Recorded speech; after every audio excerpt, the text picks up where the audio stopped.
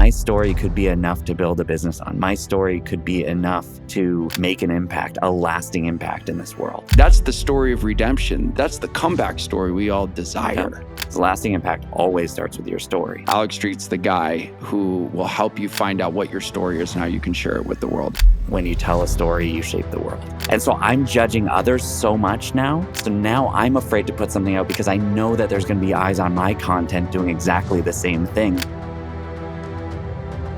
Ladies and gentlemen, I have an amazing guest on the show today. For all of you storytellers, for all of you brand builders, for all of you people that are ready to rock and roll, and they're like, I'm ready to get out into the world and tell my story to every single person that wants to hear it or doesn't know that they want to hear it, but I'm going to make them hear it.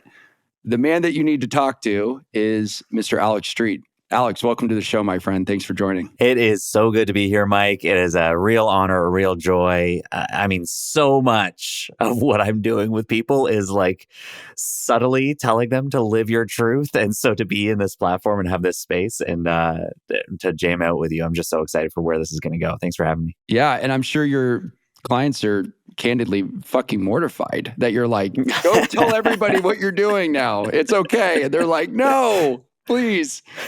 Completely stop that. I mean, there's definitely a fear around this. What is that? When we say like, go show up, then like this fear monster just like rises up within us. Like, no, don't tell them who I actually am. I can't do that. Man, we're dealing with that all day, every day. Yeah. And I think it's wild to me too, because before the show, we started actually recording. We were talking about the length of storytelling. We were talking about what makes a good story. And, we were kind of covering some of the things we wanted to navigate through this. And, I had brought it up that like back in the old days, meaning like the Greeks and Romans times when there was no TV, there was no cell phone or scrolling on Instagram, like people were sharing stories for days on end. They would tell the same story. Now we're in a day, an age where I got my cell phone and I'm seeing thousands of stories happening in my face nonstop. And I get to pick and choose my own adventure, right?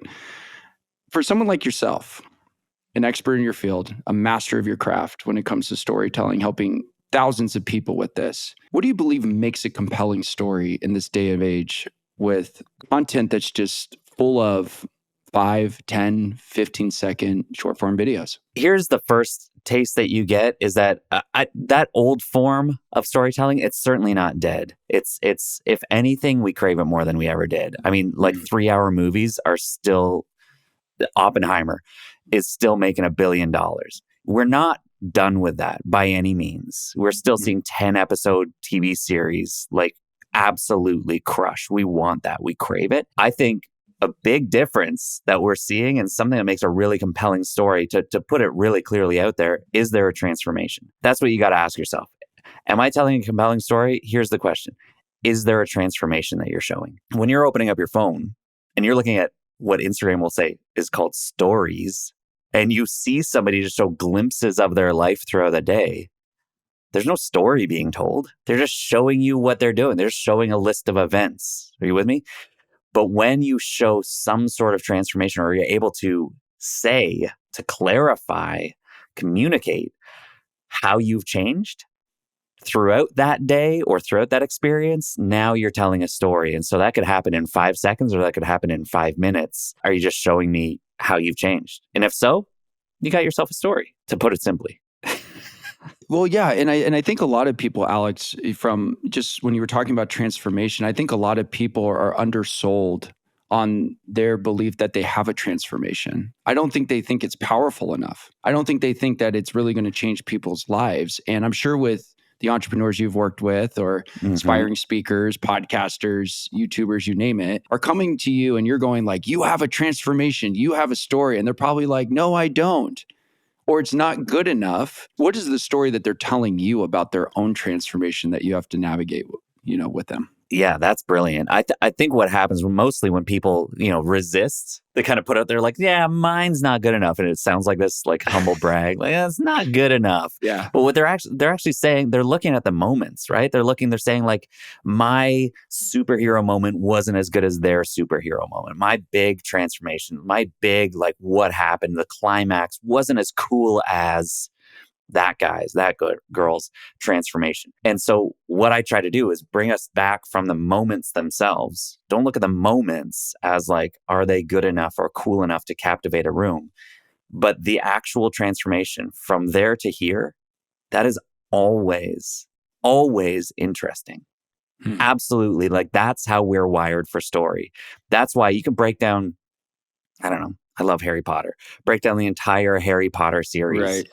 Books, the whole thing. It's about a boy going from alone to loved. 2 simple words that actually a lot of your listeners could probably identify with that and say like, yeah, actually, that sounds like my transformation. I grew up feeling like I was alone and I finally found what love truly is. Yeah, that's it. That's amazing. Now you can fill in all the different elements and moments and relatable things in there. And then you can say like, yeah, actually, it's pretty cool.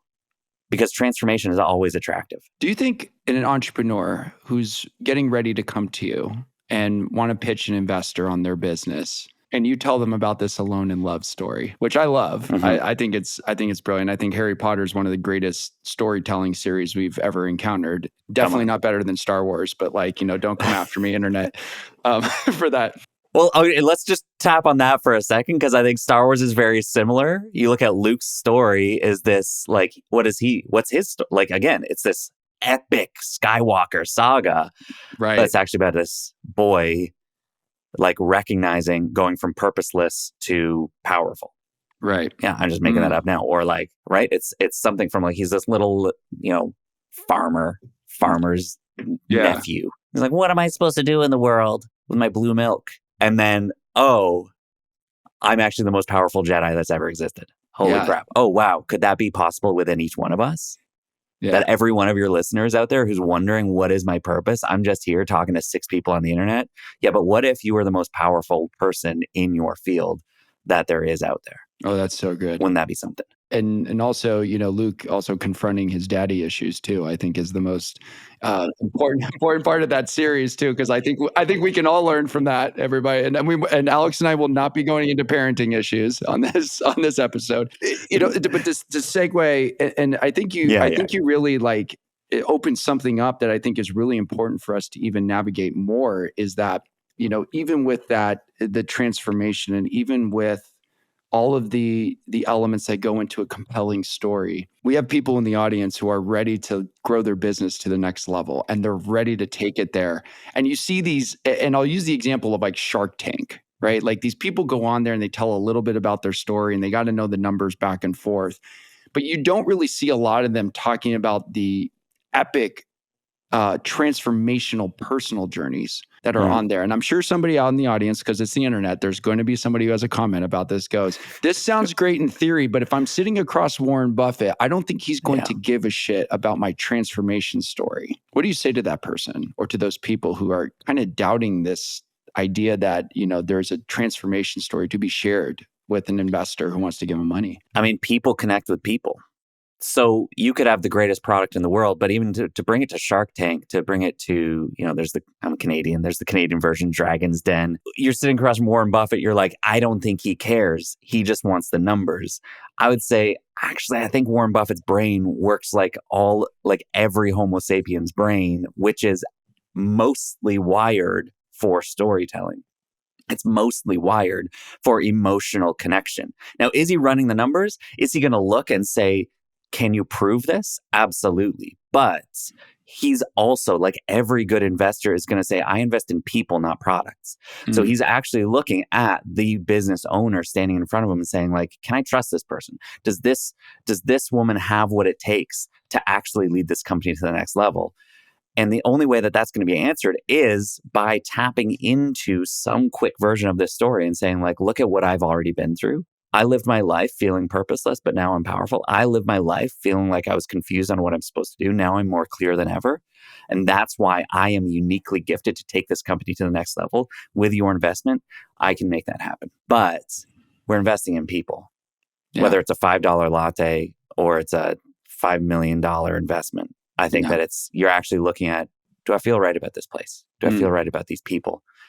And where they've come from and where they're taking me?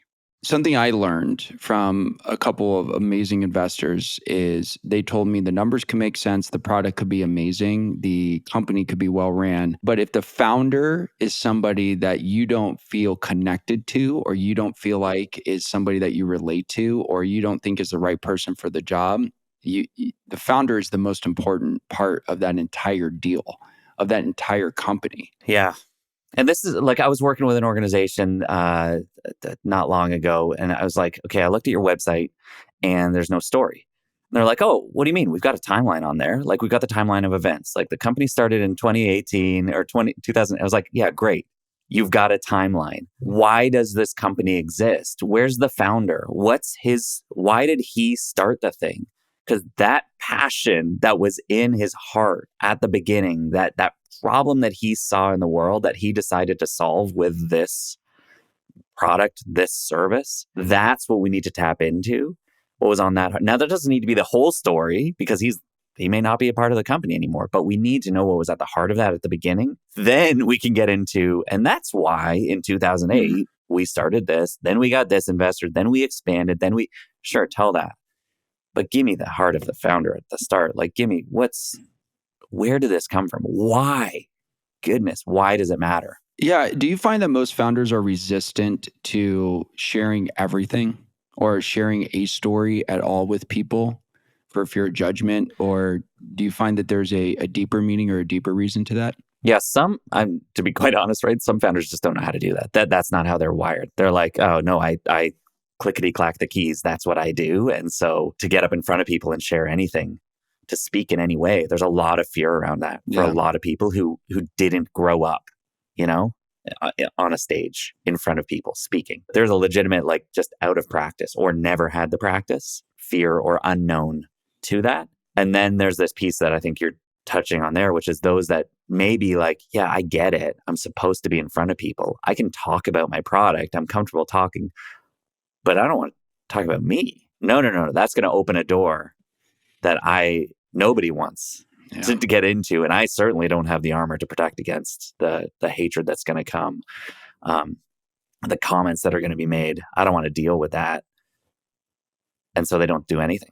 There's the self-worth piece too. The self-worth piece I have found is very instrumental into the resistance of even sharing your story online, and to expand that open more, not talking about founders, but I think in this day and age, everybody and their grandmother can be a content creator. Everybody can be a podcaster, YouTuber, and they have that dream because it's a piece of the real estate that they own in the internet. The challenge that I see though is that a lot of people are so afraid of that judgment. They're so afraid of the criticism that comes with somebody being themselves or somebody living a journey.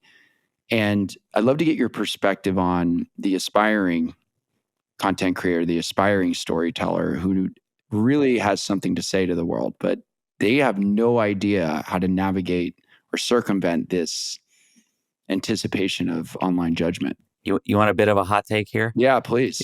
That's what this show's all about. I think here's what I'm looking at is that you're afraid of judgment because you're afraid of others judging you because you spend so much of your time judging them. So if you were able, from my life, the less that I cared about impressing my audience, the less I cared about giving them what they wanted and caring about their, like, are they responding exactly the way I want them to respond? That was most of my life. As an actor, as a speaker, that's most of my life. As a coach, I hope that they respond the way I want them to respond. And so I would change my message to make sure as much as I could that they laugh when I want them to laugh, that they come up, they tell me I did a good job.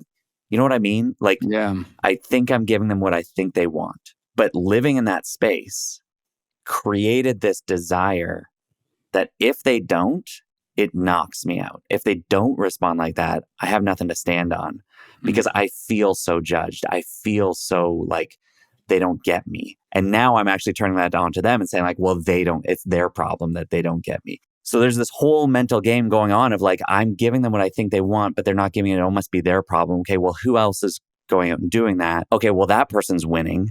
Oh, well, it's because of this. Oh, well, if they're not winning, well, why are they doing such a shitty job at that? Why are they putting out that crappy content?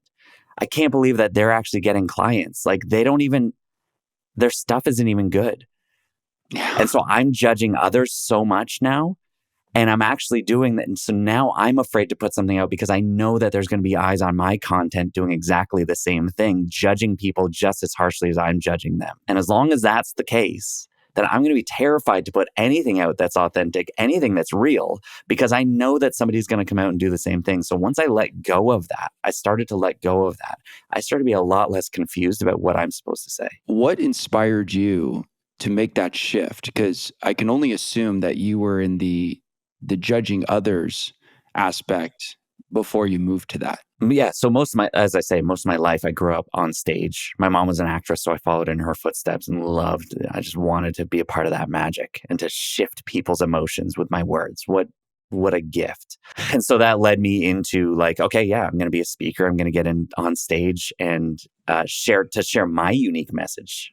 That was different than acting, where I'm sharing somebody else's script. Now I'm sharing my own words, my own thoughts. And a few years ago, it was 4.5 years ago, I joined my first business mastermind. I had this baby idea that's like, hadn't made any money idea, but I invested in this mastermind with 50 other like perfect entrepreneurs. And I step in the room and I felt like there's no way I belong in this space. I'm making zero. Some of them were making 500K. That was like the max in the room. And they just looked perfect, Mike. Like I was in LA. I'm a Toronto boy. Like it just hadn't seen this life before. And I'm wearing joggers and a sweaty t-shirt because I rode a scooter around all morning in West Hollywood. Like that's who I was. God. I was like just happy to be here.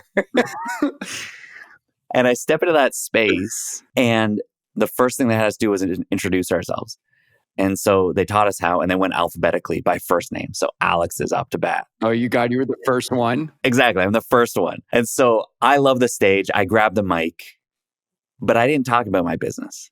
I didn't talk about this idea. In the moment, call it panic, call it comfort, whatever it was. But I talked about my hopes. I talked about my dreams for my family, for me. And I talked about my story, where just like I'm telling you, where I came from for like 86 seconds. And then I handed over the microphone and I sat down feeling like, shoot, I didn't do what I'm supposed to do here, right? I didn't talk about how much I had made or my business plan, my strategy. And I sat down feeling like I'd missed the mark. And then one of those perfect entrepreneurs leaned over to me and said, hey, you need to teach us to speak like you do. Your storytelling is your superpower. That's when everything became clear. Wow. Because in that moment, I felt like they were judging me, right? Because I had already done all that business of judging everybody in the room and saying, wow, they're perfect. I don't belong here because they're clean cut. They've got way more money than I'll ever have. And I felt like they were judging me. But then she leaned over and revealed something that had been within me all along, which was, oh yeah, that's actually the thing that comes easy to me is speaking. Storytelling has always come easy to me. It's in my blood. That's what I need to share with the world.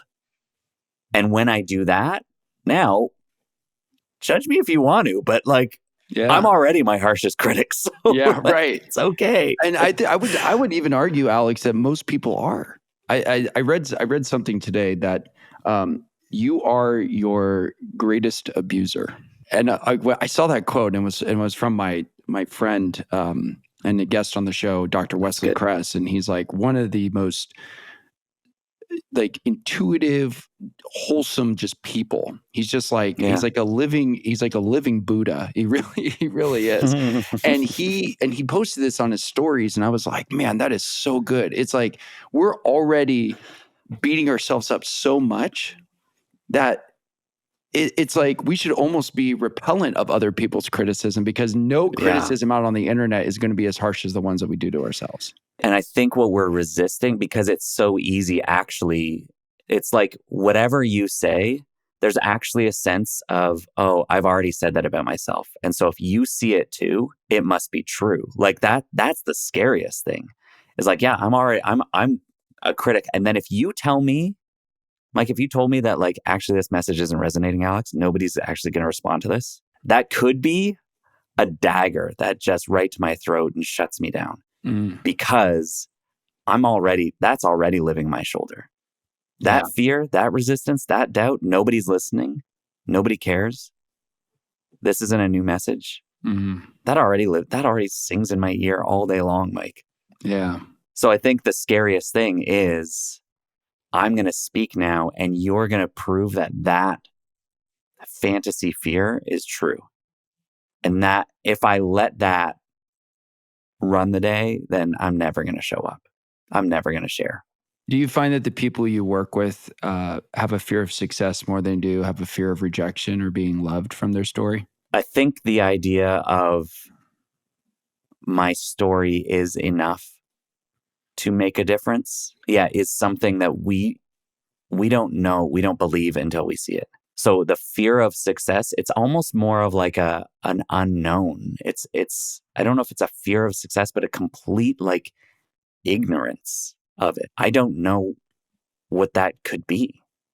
That my story could be enough to build a business on. My story could be enough to make an impact, a lasting impact in this world. I've never tried it. Everything that I've built is based off of numbers and strategy and systems. To think that my story could actually make an impact, I don't know that it's a fear of success so much as a naivety of like, I just don't know. I get how their story does because they're a good storyteller, but mine, I'm not a good storyteller, so my story won't do it. Yeah, and the reason why I talk about fear of success is because I think it's a phenomenon in itself that the things we want the most, we're so afraid of having them because our life will change and our circumstances will change if we get exactly what we want. And it's almost as powerful for us in talking about stories, the stories that get created a lot with, especially with people who want transformation and change, is that they never are willing to put themselves in an arena of discomfort to acquire the change that they so desperately desire. And most of the time, in my theory, and again, this is my perspective, most of the time what I theorize it's not that you're fear of failure because you've already done it. Like if your life is not good right now and you're listening to this, you're completely fine with failing because you know right now your life's not great. So you're like, cool, you fail every single day. You're sitting here, but it's a different type of failure when you push yourself out into a new arena, in a land of uncertainty to try to go and chase the thing that you want the most, and you're failing along the way. What would happen if you actually got what you wanted? And that's why I wanted to bring it up, because I could only imagine an entrepreneur or an author or a storyteller, a podcaster, somebody comes to you and they're like, Alex, I am ready for transformation. And you're like, well, you got to get out on that stage with 1,000 people and tell them like the lowest point, right? Tell them the story that you don't want them to hear, like as we were talking about before the show. Yeah. People would go, oh, no way. I can't, that's scary.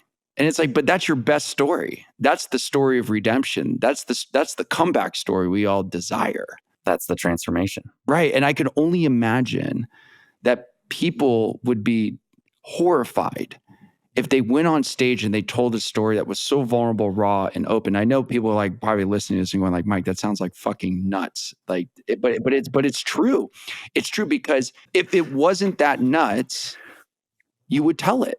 You would go out there knowing that it was going to land and you were going to be able to create the success that you wanted. Here's the good news to those people, I think, is because this is actually a misnomer around storytelling and what is vulnerable storytelling. You have to show up and share the trauma.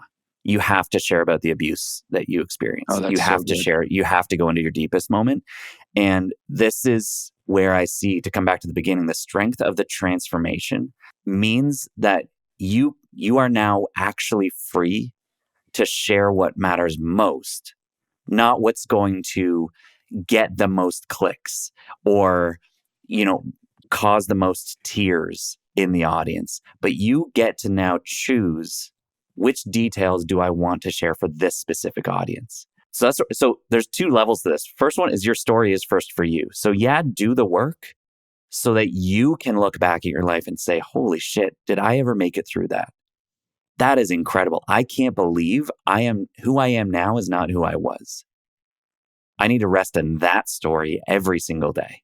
Then we turn it to the audience and we say, okay, well, if that transformation from, mine is from confusion around, is the audience going to like me, to clarity, actually, I know who I am and what I'm here to bring. So if confusion to clarity is good enough, if that's clear enough, then I can choose on this podcast, which story do I want to tell the transformation moment about the mastermind I was a part of? actually maybe on another podcast, like I was on one recently that was like a mom's podcast, and I was the first male guest that they've had on the show. I was like, well, you know what? I'm going to tell about the story of my mom, Oh, that's like great. all the way through. Yeah. And I'm going to tell the story of like when she was on her deathbed and she reminded me of the purpose of storytelling from the stage. That's what I'm going to lean into in that moment. Now that's a deep, painful moment for me that I just brushed over for you. But like if in that moment I would go deep into that, and you better believe like that's going to bring up all of those doubts and hopes and fears that I had cooked into that experience and that relationship. But I don't have to tell that every time, because I know that whatever story I'm going to tell, it's always following the same transformation from confusion to clarity. And I'm here to help you do the same. The trauma aspect you talked about in relationship to vulnerability, I thought was so interesting. The moment you said it, I was like, oh, I got to double click on this and expand it more, because I think a lot of people are like, oh, if I just, the oversharers of the world, the people who just, who word vomit everything, or the people who feel like I have to tell like my darkest pit of despair. And I'm guilty of this too. Like when I transitioned out of the military into civilian life, and did 2 tours in Iraq, and I came home and I dealt with drugs and alcohol. Like a lot of those challenges that I went through were horrific, right? And I remember like distinctly in 2008, I was like drunk like 4 or 5 days a week, like on my couch, like would come home from junior college at like noon, and then I was like play Halo for like 7 hours, and I was like, I'm being productive. This is the life, like look at me, Number Mom. 6 in the world. Yeah, I know. I was like watching Maury Povich, right? Like watch me, Maury. But the thing that was really interesting is that when I went on my healing journey, and I was like starting to get back, because 1, I didn't know I needed to heal. And 2, when I started recognizing I needed to change my life, that's when my healing journey began. And the interesting part of that, Alex, was I became an oversharer when I first started, like connecting with people, or like wanting to be like on stages or doing storytelling. They're like, what's your name? And I'm like, I'm Mike. I had an alcohol and a drug problem. I did 2 tours in Iraq. I've suffered from PTSD. Like I'm an absolute mess. Like Nice to meet you. I'm avoidant also, like attachment styles. Like I'm here to drop off your pizza. What do you mean? Like, here's your groceries. Oh, by the way, I'm scared of intimacy and love. Like, like there's all these things. Like I started sharing with people, and I was like, why is nobody accepting me? And I think when you said you don't have to share the trauma to be vulnerable, I want to open that up, because I think people do confuse trauma with vulnerability, and they're not the same thing. That feeling, when you said I was sitting on the couch, came home at noon, before you recognized you needed to be healed, what was that feeling? What did that feel like to be in that space and say, I'm being productive, but you're not? What's that feeling? Oh man, that was that. Now that I look back on that, that was like such a mask for me. It was. And what are you now? What do you show? How do you show up now? I haven't drank alcohol in 8 years, and don't have a drug problem. Haven't drank alcohol in 8 years. And I feel good. It feels. It feels fucking. It's the best I've felt in my life, ever. So, if that was masking something, let's say hiding, then like what's showing up? How are you showing up now? I think I'm more me, which is the trauma and the events of my tours of duty and service, and being coming back home and not feeling like I belonged anywhere, not everywhere and anywhere, right? I felt like I was in no man's land. I think now it's feeling like I belong to a group of people who love me, and stepping more into who I want to be, but being completely okay with who I am right now. It's this paradox, right? You want to talk about this question of like trauma and vulnerability, or like what's the difference? How does that all show up? So what you just gave me was, I would say, an authentic level of vulnerability that didn't require talking about any big T trauma in it. So you did, just because we set the stage with that. But what you just brought up, so the difference, here's the truth about vulnerability, is that you get to decide what's vulnerable. Storytelling in itself is not inherently a vulnerable act, because you decide what that level. I decide how much armor I show up with on the field. I decide if I'm showing up head to toe, knight in shining armor, chainmail, the whole 9 yards, but I can't hardly move in that case, But if I'm Braveheart, I'm going out with a kilt and a 9-foot sword and yelling freedom and leading the charge against the English army that is in their. By the way, great fucking movie, by the way. Like amazing. Love the movie analogies that are like just sprinkled through the show. Yeah. Yeah, this is good. Well, I mean, like a storyteller, how could you not? Right. So, but I love that image of you've got William Wallace leading the charge of these Scots in their kilts against the British army that has all the actual steel armor they could muster, and who wins. So vulnerability doesn't mean a lack of strength. I think vulnerability is the willingness to show up with exactly as much armor as you need to lead how you are meant to lead. And in this case, you might look at William Wallace and be like, my goodness, like he's got nothing. Look at like that guy just shared all his trauma all over the place. No. He's just open. And I mean, literally lifts up his kilt. But like, there's this, like, he's just showing you what he needs to show you to say, I'm not afraid of stepping onto this battlefield. But he's not putting his wife out on the battlefield. You know what I mean? Like, I mean, there is still boundaries. Brene Brown says vulnerability without boundaries is oversharing. Yeah. Our vulnerability needs boundaries. It needs a level of protection so that you do feel like I can share this. So with all of that, Mike, what you just gave me, your story